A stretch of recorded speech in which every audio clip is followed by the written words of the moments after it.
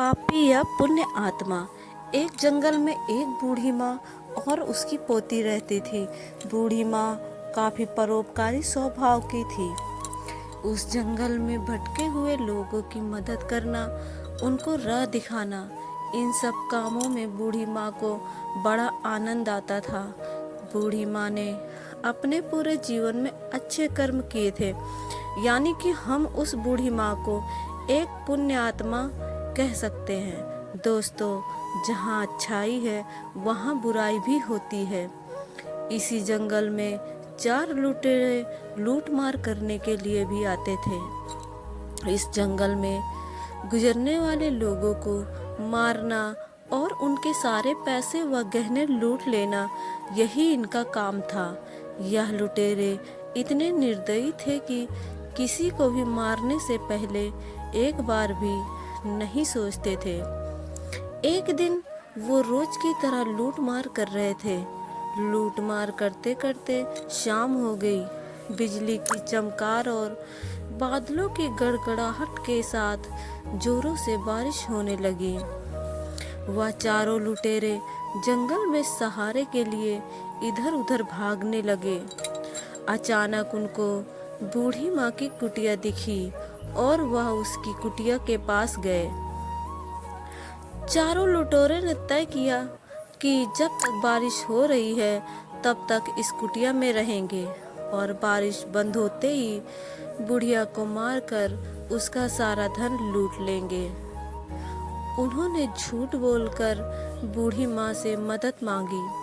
उसी जंगल में रहने वाली बूढ़ी माँ ने भी इन चारों लुटेरों के बारे में काफी कुछ सुन रखा था। उन्हें एक नज़र में देखते ही बूढ़ी माँ ने उनको पहचान लिया। वह 4 थे और ताकतवर भी थे। बूढ़ी माँ कमज़ोर थी, इसलिए बूढ़ी माँ ने उन्हें न पहचानने का नाटक किया। बूढ़ी माँ को यह भी डर था कि वे उसके विरोध करने पर कहीं वह चारों उसे उसकी पोती को हानि न पहुँचाए।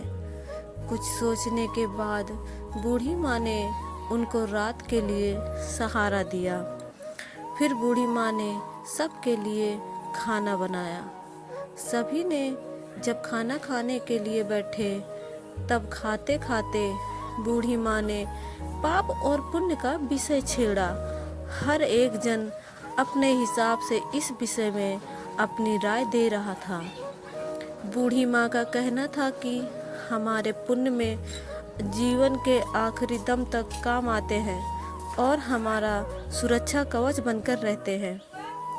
बूढ़ी माँ की ऐसी बातें सुनकर सभी चारों लुटेरे ठहाके लगाकर हंसने लगे।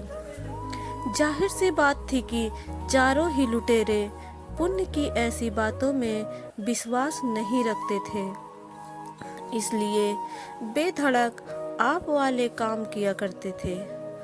आखिरी में बूढ़ी माँ ने शर्त लगाई।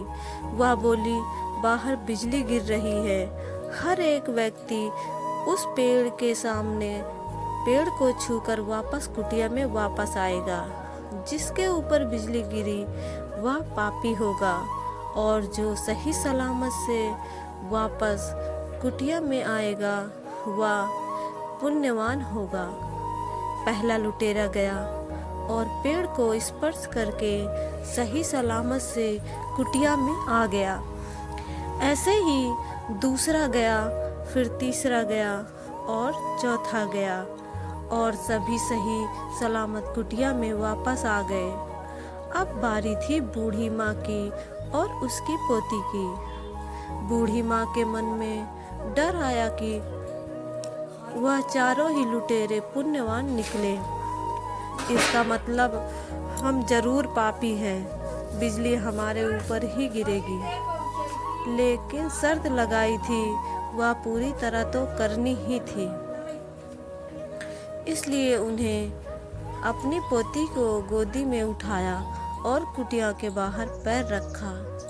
उसी वक्त आसमान से एक बिजली तेज गड़गड़ाहट के साथ उस कुटिया पर गिरी और कुछ ही देर में उन चारों की उसी जगह पर मृत्यु हो गई। इस कहानी से हमें ये समझ सकते हैं कि हम एक पुण्यवान व्यक्ति के सहारे से वो 4 पापी सलामत थे, पर जैसे ही वो उनसे दूर हुई तो उनका सुरक्षा कवच जैसे चला गया। कहानी का सारांश। दोस्तों, इसलिए हमें अच्छा और भलाई का काम करते रहना चाहिए और जितना हो सके सच्चे और अच्छाई के काम करने वाले लोगों के साथ रहना चाहिए, यानी कि सत्संग करना चाहिए।